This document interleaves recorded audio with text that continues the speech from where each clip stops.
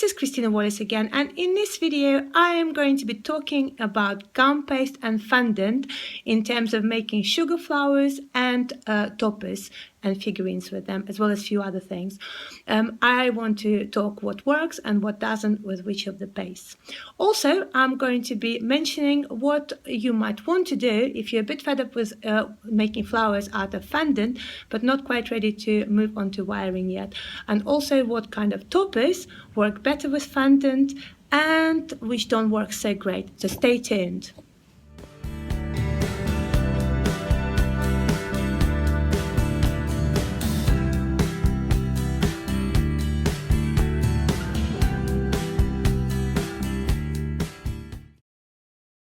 So the first thing I'm trying to do is I'm trying to vein gum paste, which is a well-trotted route for me, and it pretty much does as expected.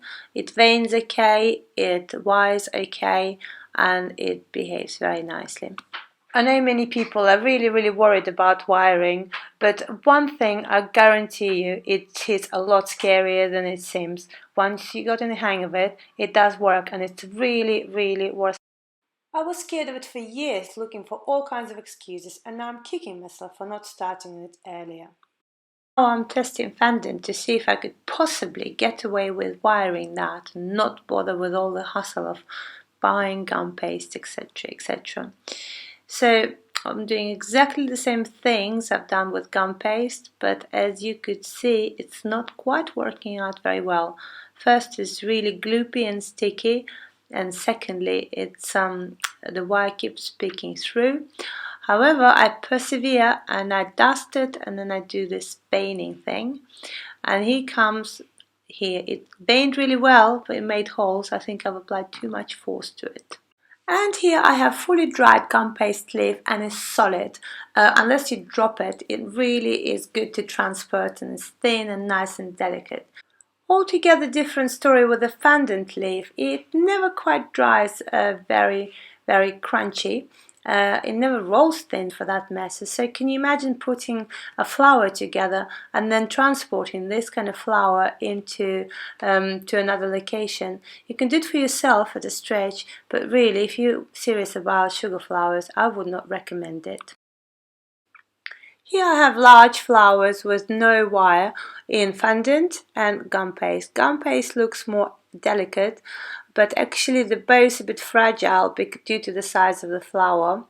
I think gum paste actually was a bit unfortunate here, because it would bear up transportation and all the rest of it, whereas fondant really wouldn't. It's too huge a size for it. Personal experience, medium size and less in fondant works absolutely beautiful on cupcakes, etc., although it's quite difficult to demonstrate here. Gum paste dries a lot quicker than fondant, which gives it an advantage of, for example, if you had a last-minute order for cupcakes, with gum paste you'll get away easily. With fondant, not so much if you don't have ready flowers. So fondant allows you experimenting and working time, and gum paste allows you quick drying time. Here's another example of how you could use both fondant and gum paste to your advantage. For example, here you could use cocktail stick with gum paste rose to put it in a bird cage, etc. You would not be able to do that with a fondant rose. And another use here, fondant topper for cupcakes would be cheaper and gum paste a lot quicker to dry. If you want to make toppers, especially figurines in fondant, it's not too bad when they're just sitting down, but if you want them standing up on top of a cake graciously, you're going to run into all kinds of problems. Fondant is just too gloopy. You put it on one side to dry and the other side goes flat, or when you try to insert something like a toothpick in it, so this leg, for example, could stand up and hold ballerina, it just a loser's game. You have to redo the whole thing again. So I don't particularly like it. Then again, you have a gum paste here, and I wouldn't say that it's flawless. It certainly is more resistant, but you get this kind of crust up on it very quickly. It's similar to pastelage in this, although not as bad. In my view, neither of these pastes are brilliant to work with if you're really into your sugar sculpturing. Now, these are pre-dried, pre-prepared and pre-dried legs that I've made. So let's look at the differences. On the left, you have fondant and it's nice smooth finish. However, when I turn it, you could see that where it was laying to dry, it just gone really misshapen and horrid. Had it been sitting down, it would have been much better.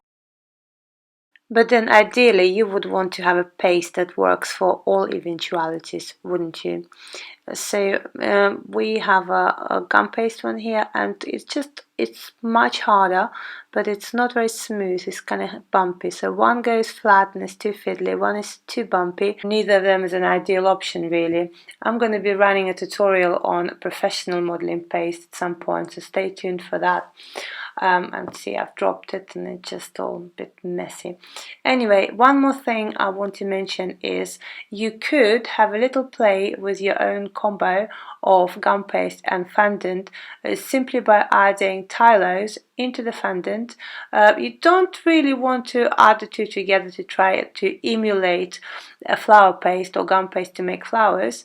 It's more for kind of, because then you could just make Nicholas Lodge's gum paste, which is brilliant. But you could take a small pack of fresh fondant and start adding little pinches of Tylos there with a bit of vegetable shortening.